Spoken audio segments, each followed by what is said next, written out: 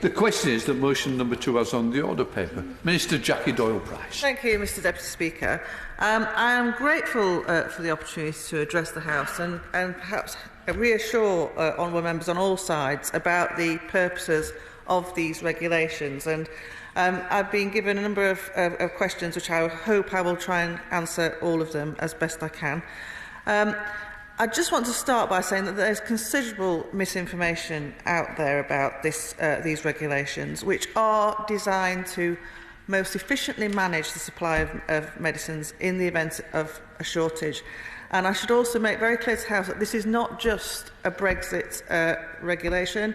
It will be applying in any case. It's not just in the case of no deal, not least because we've had recent events which have showed the challenge in managing medicines. And I would also say that the regulations around how pharmacists will be able to apply this protocol are designed to, yes, of course, to minimise demand on GPs, but also to minimise risk to patients, because pharmacists will only be able to use their powers in these regulations under very clear criteria. And actually, we'll still encourage them to speak to prescribers where there's any element of doubt. Can the Minister give way? Yes, indeed. Could you give us some details, perhaps, as to what those particular criteria are that are going to be in place, the protocol, so that very clear decisions can be made by a pharmacist, and that when there is a real issue for a patient, for a particular brand is really important, there is no possibility that a generic will be substituted? So the circumstances will be different from protocol to protocol, which is not a very clear answer. But we would obviously have to look at each incident. But if I could perhaps give an example. The honourable gentleman mentioned HIV medicine. Other examples are, for example, antipsychotic medicines, where there's a very clear relationship with the patient. Obviously, it would not be appropriate to unilaterally change those items of medication. However, when a prescription is issued, the pharmacist has to dispense that medicine in strict instructions under the terms of the prescription. So, for example, if it was for packets of 200 milligram tablets and we had a shortage of that supply, they could be substituted with a different kind of measurement. But all of those issues would be dealt with from protocol to protocol, having had the consideration of a pharmacy panel who can properly and rigorously challenge as to what would be an appropriate substitute in the event of a shortage of any medicine. I thank the Minister for giving way. Is she not concerned that the challenge here is, however qualified the pharmacist, they don't have the patient's notes? And she's referred to amount, and I understand that, and having two smaller pills equaling what should have been prescribed. But when it's a generic versus a specific branded medicine, that's a very, very difficult, challenging decision to make. That's what I said earlier in response to the Honourable Lady. The terms under which pharmacists will be able to exercise their discretion would be clearly set out in each protocol, and there would be full consultation by an expert panel and with ministerial approval in that event. Yes, of course. Could she clarify if there are adverse effects as a result of some change that has been made in these circumstances? Will it be the prescriber or the dispenser or the government who would ultimately be liable? The protocol will be very tightly drafted, so it would actually really limit the ability of the pharmacist. They would only be able to prescribe outside the terms of the prescription within the narrow confines of the protocol. And as I say, this is done to secure continuity supply when there is a potential challenge. But I would expect to take advice from the pharmacy panel in conjunction with those most affected to make sure that we can put appropriate risk management in place in those occasions. What kind of timescale is the Minister considering? As my right honourable friend said from the dispatch box, take people with epilepsy.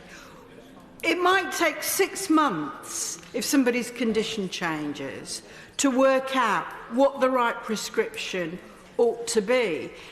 the Minister can't surely say that we can write a protocol in Whitehall in the event of some sudden shortage and implement it across the land, because different people, as we keep saying, different people have different medical needs.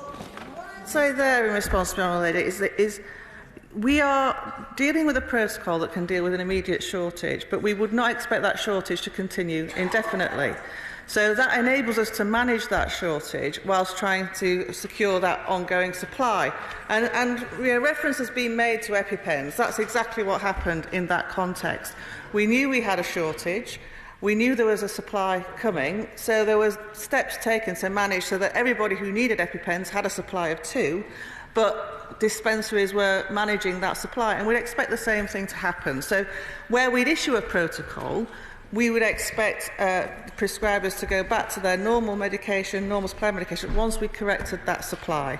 But this is really to get us through. So almost also to encourage people not to stockpile medicines in the event of worries about shortage. This is about giving people the reassurance that we will manage those shortages effectively.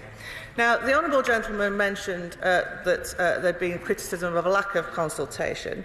It's worth just noting that the government has been challenged by the Good Law Project on a number of grounds, but it's also worth telling the House that last week the Court decided that permission for judicial review would not be granted on the issue of lack of consultation. To actually put in clarity the purpose of these regulations, firstly, they implement the EU falsified medicines legislation on safety features on packaging of medicines. They also extend the exemption for the supply of naloxone hydrochloride so that drug treatment services can supply all dosage forms of that medicine. At the moment, we can only supply injectables, whereas we now know that nasal administration is more efficient. And it's also, obviously, the main crux of the debate here today. It enables retail pharmacies, where appropriate, to supply against a serious shortage protocol, instead of against the prescriptions if such a protocol has been issued. Now, not implementing this statutory instrument would have dire consequences. Not only would the government lose this tool to manage shortage of medicines, but we'd also deny drug treatment services the ability to supply all dosage forms of naloxone hydrochloride. And without this SI, we would not be able to introduce UK-specific flexibilities for the Falsified Medicines Safety Features scheme, meaning that a disproportionate burden would be put on the supply chain. Now, on the safety features, I'd like to say that we are committed to stopping falsified medicines from reaching patients, and our number one priority here is safe access to medicines in the most efficient way. I can also say that we do want to retain a close working partnership with the EU on medicines regulation for all the reasons the Honourable Gentleman outlined, and we do wish to ensure that patients continue to have timely access to safe medicines and medical innovations. The new safety features measures under the EU Delegated Safety Features Regulation are directly applicable and already require UK manufacturers to place a unique identifier and tamper-evident features on packaging for almost all prescription-only medicines. These medicines will then need to be scanned on supply to the patient to verify their authenticity. And our position is clear that as a Member State we were obliged to implement these requirements. We worked extensively with stakeholders to understand the detail and to develop the best approach on the flexibilities and enforcement specific for the UK, and this was then tested through a consultation process. Now, it's worth noting that the UK has a very complex supply chain, and without the national flexibilities in this statutory instrument, the burden on industry would be disproportionate and risk patients not getting timely access to medicines. Nor would we be able to enforce the requirements that are already in place, and the reputation of UK medicines and the UK pharmaceutical industry and regulators could be seriously undermined. Now, I've already mentioned the issue regarding naloxone hydrochloride. That is something that is administered in the event of heroin overdose, so clearly we want to make that available in the most efficient way possible. But coming back now to the serious shortage protocol provisions that will provide the government with an additional tool to deal with shortage of medicines. Now, over 2.5 million prescription items are dispensed in primary care in England alone every day, and the vast majority are not subject to supply problems. However, we must have a robust system in place for when they do. We work closely with the MHRA, the pharmaceutical industry and NHS England in operating and managing the supply chain to help prevent shortages and to ensure that the risks to patients are minimised when they do arise. Now, the issue of EpiPens is a very good example. In autumn last year, we faced a serious international shortage of EpiPens. That shortage had a knock-on effect on other adrenaline auto-injectors, and despite efforts by the department and the industry, there was not enough supply to meet the demand in the country. We were therefore forced to ration the available injectors so that the available supply could be spread out across all patients who needed them until more stock would become available. And to enable us to do this, we put a dispensing protocol in place. That protocol required pharmacists to check with patients how many adrenaline injectors, including expired ones, they had, so that pharmacists could decide on the number of injectors to supply. Patients below a certain weight had to be referred back to their prescriber, which is again another risk management tool that we would apply during the issue of a protocol to make sure that pharmacists were referring people back to their prescriber if there was a question. And this ensured that throughout the duration of the shortage, we managed the available stock in such a way that each patient had access to at least 2 injectors. And it was this incident with the adrenaline injectors, as well as our EU exit preparations, that led the government to formalise that what was done in the EpiPen situation should be put in place to manage other shortages should they arise. So I can say again that this is not the government's plan for dealing with medicines shortage in a no-deal exit. This is simply not the case at all. We wanted to introduce these provisions before the 29th of March so that we would have the option of issuing protocols, but only as part of our multi-layered approach to minimise any supply disruption in a no-deal exit. And we are confident that our other management plans will deal with that. These include securing additional roll-on, roll-off freight capacity for goods. They also include buffer stocks and stockpiling, extra warehouse space and spares on aeroplanes for products with short shelf life or specific storage conditions, of which the questions raised with regard to radioisotopes are clearly relevant too. These regulations will ensure that companies continue to sell their products in the UK. They will strengthen the process and resources used to deal with shortages in the event that they do occur, despite everyone's best efforts. Now, yes. She's been very generous with her time. Could you explain to me currently what happens when there is a shortage? I find it extraordinary because, of course, I appreciate that patients need medicines. Why specifically do we need this piece of legislation when the government so far has dealt with many other examples of shortages, I would have thought, reasonably adequately? As I've just explained, it was the issues with regard to the EpiPens which actually brought home to us the need to have a suitable protocol in place. Now, I know a number of members have raised issues and worries about the role of pharmacists under this system. Now, at the moment, any retail pharmacist must, where the prescriber has prescribed a specific medicine, including a specific strength and quantity, must supply exactly what is on the prescription, and they cannot deviate from that. So the pharmacist has no flexibility if the exact order cannot be supplied. For example, because of supply issues, the pharmacist has to send the patient back to their GP. And clearly that would not be an efficient use of GP's time if we can actually put in place a protocol which would enable the application of alternative medicines. The Serious Shortage Protocol therefore enables retail pharmacists to supply in accordance with a strict protocol for a specific prescription-only medicine rather than against a prescription without going back to the prescriber. But this will be done in only very exceptional circumstances, only in the event of a very serious shortage of a medicine, when all other mitigation measures have been exhausted or be likely to be ineffective, and that all the clinical community think it is appropriate to issue such a protocol. The protocol may prescribe one of the following options. It could prescribe an alternative quantity, it could prescribe an alternative pharmaceutical form, an alternative strength, a therapeutic equivalent, or a generic equivalent. But as I said before, that will be in line with specific, each case will be considered on its merits, and of course the risk given various health conditions would have to be borne in mind. We believe that the substitution for therapeutic substitution would be extremely rare, and it would need to be clinically appropriate, and there would also need to be a sufficient stock of any alternative.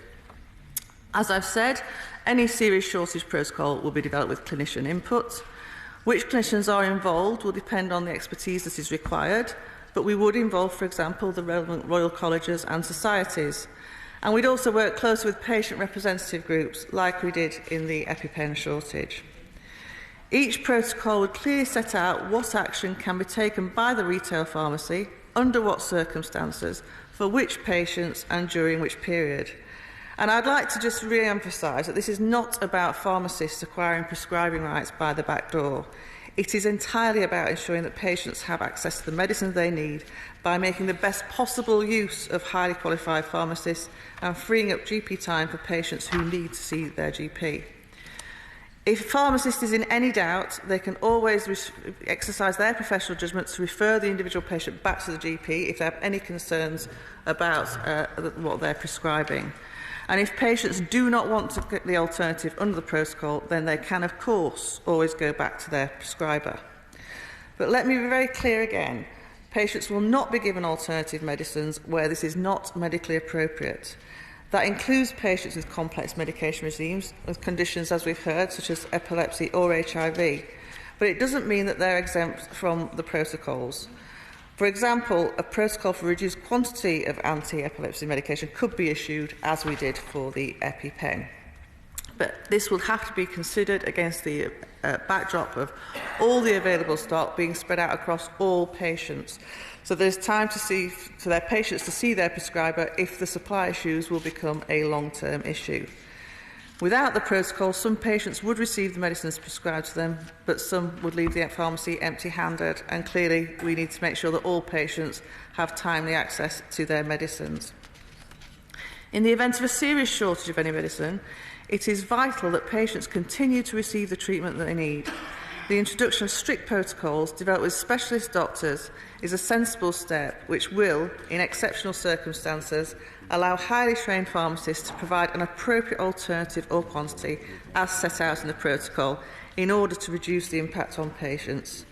This ensures a coordinated response to a shortage and timely access to medicines.